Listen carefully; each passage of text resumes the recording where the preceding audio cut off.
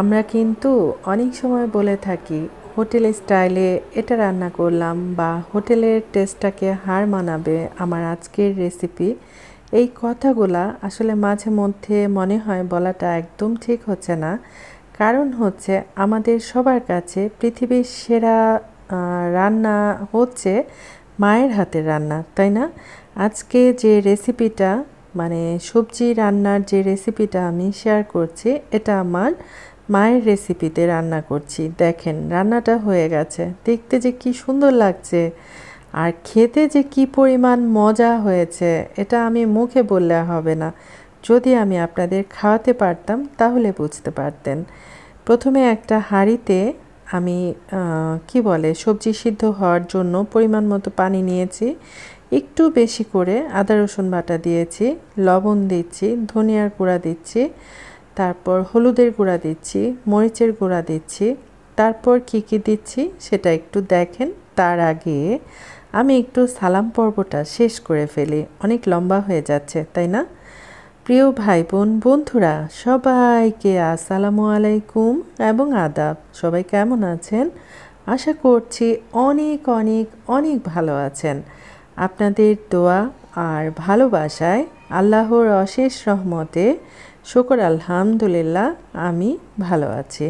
আমি কি করলাম, বেশ কিছু পেঁয়াজ দিয়েছি, তেজপাতা দিয়েছি, ছোলার ডাল আমি রাতের বেলা ভিজাই রেখেছিলাম, সেটা ধুয়ে এটার মধ্যে দিয়ে দিলাম।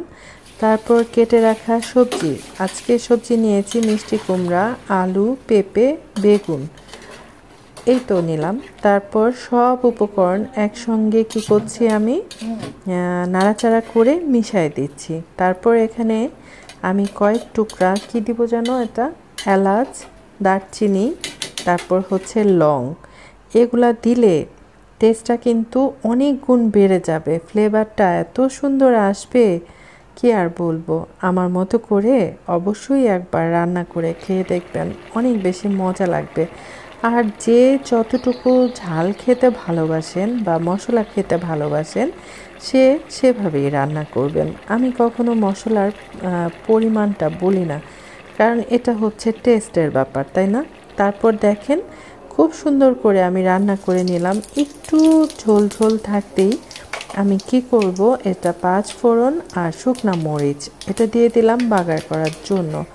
একটু সুন্দর ফ্লেভার যখন বের হয়ে যাবে তখন কি করব, তখন এই যে পাঁচ ফোড়ন ফোড়নের যে বাগারটা এটা সম্পূর্ণ তেল সহ সবজির মধ্যে ঢেলে দেব। যেহেতু মিষ্টি কুমড়া, পেঁপে, আলু, বেগুন সব সবজিগুলাই একটু মিষ্টি ধরনের, তাই না?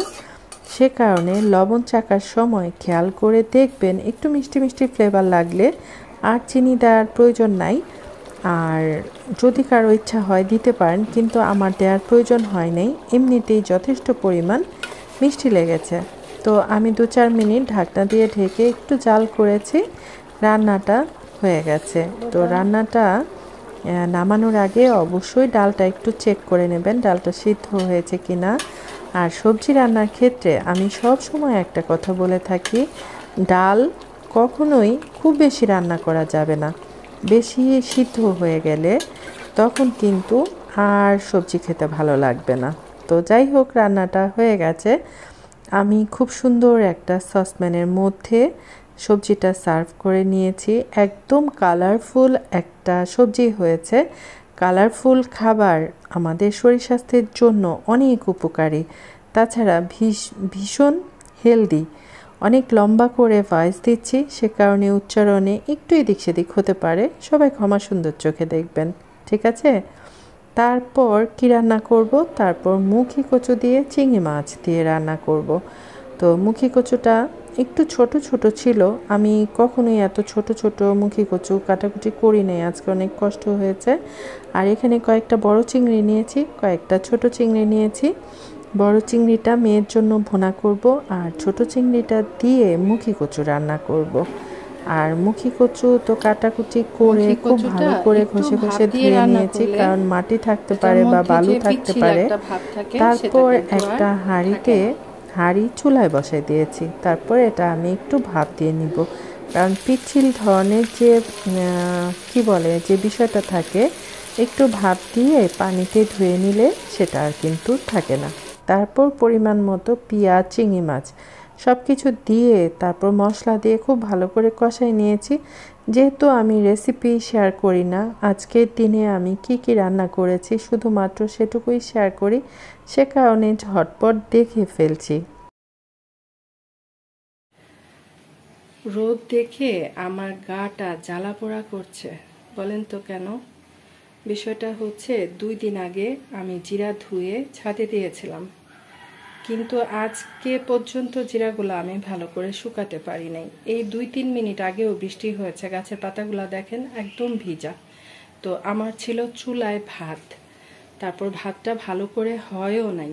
তারপর আমি আকাশ অন্ধকার দেখে আমি দৌড়ে ওই ভাতকে ঝরা দিয়ে আমি দৌড়ে ছাদে চলে গেছি সেই জিরাটা তোলার জন্য। কাপড় চোপড় তো আছে, ঠিক আছে, কাপড় চোপড় ভিজে গেলে কোনো ব্যাপার নাই, কিন্তু জিরা তো এতদিন ধরে কি ভিজা রাখা যায় বলেন? আর তারপর জিরাটাকে কোনো রকম সেভ করেছি, আর কাপড় তুলতে তুলতে আমি ভিজে একদম ভূত হয়ে গেছি। সেজন্য রোদ দেখে আমার গাটা জ্বালা পোড়া করছে। এখন আবার ইচ্ছে করে ছাদের ওপর গিয়ে তারপর কাপড় চোপড় দিয়ে আসতে, কারণ এখন আমি গোসলে যাব। এই সুযোগে আবার আকাশটা অন্ধকার করে বৃষ্টি চলে আসবে। বৃষ্টির এখন আসলে কোনো বিশ্বাস নেই। এখন বৃষ্টিকে একদম বিশ্বাস করা যায় না। এই যে দেখেন, কাছ থেকে দেখাই, 2 মিনিট আগে বৃষ্টি হয়েছে, গাছের পাতা একদম ভিজা, এখনো পাতা দিয়ে পানি ঝরছে। এই হচ্ছে অবস্থা। ও আচ্ছা, কথা বলতে বলতে, কষ্টের কথা বলতে বলতে ভুলেই গেছি। এই যে সবজি রান্না করে সেটা তো টেবিলে নিয়ে গেছি, সেটা ভিডিও করেছিলাম। আর এই যে মুখী কচু দিয়ে চিংড়ি মাছ রান্না করেছি। এই তরকারিটা খেতে অনেক বেশি মজা হয়। নামানোর আগে ধনিয়া পাতা 2-3টা কাঁচামরিচ দিয়েছি সুন্দর ফ্লেভারের জন্য। আর এই যে আমার মেয়েটার জন্য অল্প করে একটু চিংড়ি ভুনা করেছি। আর আজকে ডাল রান্না করি নাই। আর কত রান্না করব বলেন? একটা মানুষের আর কত রান্না বান্না করতে ইচ্ছা করে। সকালবেলা ঘুম থেকে উঠে রুটি করলাম, তারপর ভাজি করলাম, চা করলাম, ডিম পোস্ট করলাম, অনেক কিছু করলাম।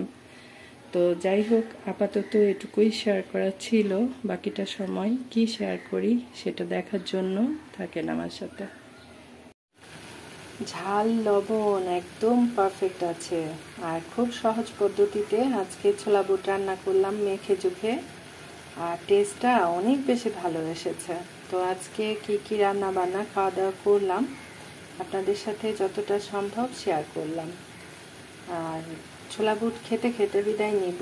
সবাই খুব বেশি ভালো থাকবেন, সুস্থ থাকবেন। আবার কথা হবে ইনশাআল্লাহ। আল্লাহ হাফেজ। আসসালামু আলাইকুম।